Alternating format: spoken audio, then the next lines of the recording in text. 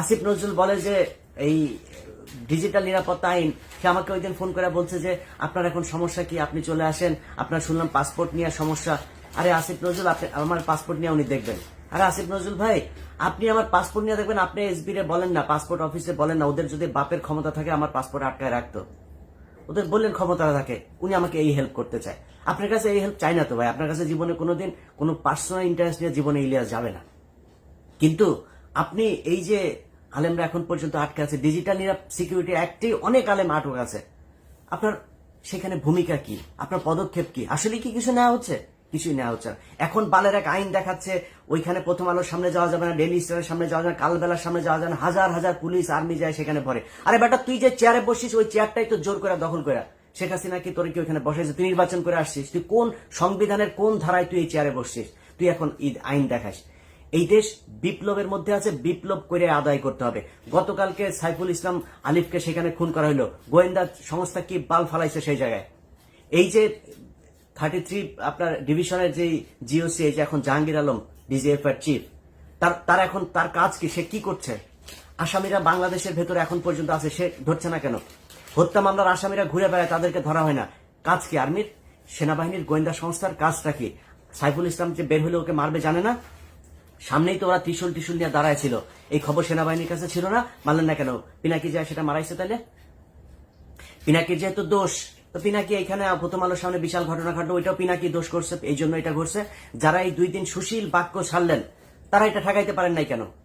যেই দিনের ঘটনা, যেদিন ঘটনা এই পিনাকির ওই ঘটনার পরে 5 জনকে ধরে নিয়ে গেল তেজগাঁ থানায়, সারা রাত তাদের বলা হলো সকালে ছেড়ে দিবে, সকালে বলছে যে তাদেরকে করে দিবে। আমি ওখানে 3.5 ঘন্টা লাইনে ছিলাম, আমি বলেছিলাম যে তাদেরকে যতক্ষণ না ছাড়াবো, এটার জন্য যত খারাপ পরিস্থিতি তৈরি করার প্রয়োজন হয় সেটা করা হবে। তাহলে যদি নাকি না ছাড়তো তাহলে সেটা হইতো। তো ছাড়তে দেরি করলেন কেন? 3.5 ঘন্টা কেন আমার বসায় রাখলেন? 3.5 ঘন্টা পরে যায়, তারপরে ডিসি এসে সেটাকে সেই 5 জনকে ছাড়লেন। তার আগে তো ছাড়তে পারতেন। এখন আপনারা চিন্তা করেন যে দেশের অবস্থা এই হয়ে যাবে, সেই হয়ে যাবে, তৃতীয় পক্ষ এখানে সুবিধা নেবে। তো তৃতীয় পক্ষ সুবিধা নিবে, ওই দিনই তো 3টা কলেজের মধ্যে মারামারি। সেই কলেজের ওগুলি গোয়েন্দা সংস্থা ঠেকাইতে পারে নাই কেন? সেগুলো ঠেকানো উচিত ছিল না?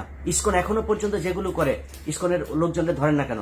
এই যখন আমি এই ভিডিও বানাচ্ছি, বাংলাদেশ সময় গভীর রাত, এই সময় পর্যন্ত শুনলাম যে তারা বিভিন্ন পাহাড় টাহাড় বিভিন্ন জায়গায় ইসকনের লোকজন জড়ো হয়ে তারা সমাবেশ করছে, তারা কিভাবে মুসলমানদের উপরে হামলা করা যাবে এইসব নিয়ে ঐক্যবদ্ধ হচ্ছে।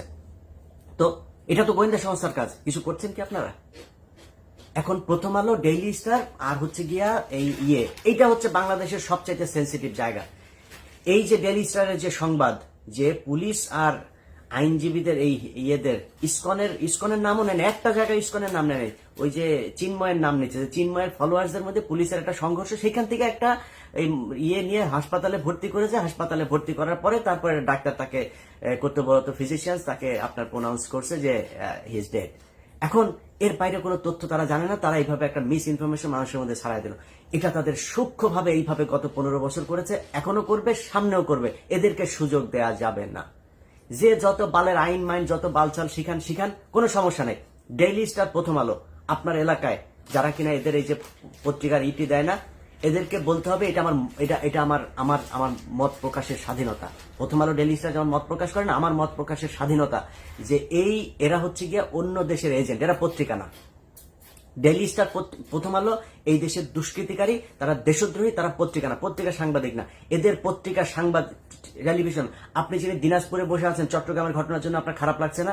যিনি চুয়াডাঙ্গায় আছেন খারাপ লাগে না? জামালপুর আছেন খারাপ লাগে না? কুমিল্লায় আছেন খারাপ লাগে না? ব্রাহ্মণবাড়ি আছে খারাপ লাগে না?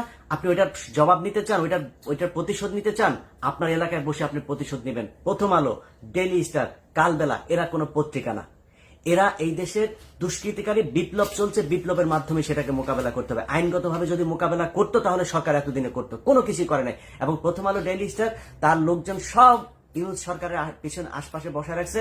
ডক্টর মোহাম্মদ ইউনুস তো কাউকে চেনেও না ঠিক মতো।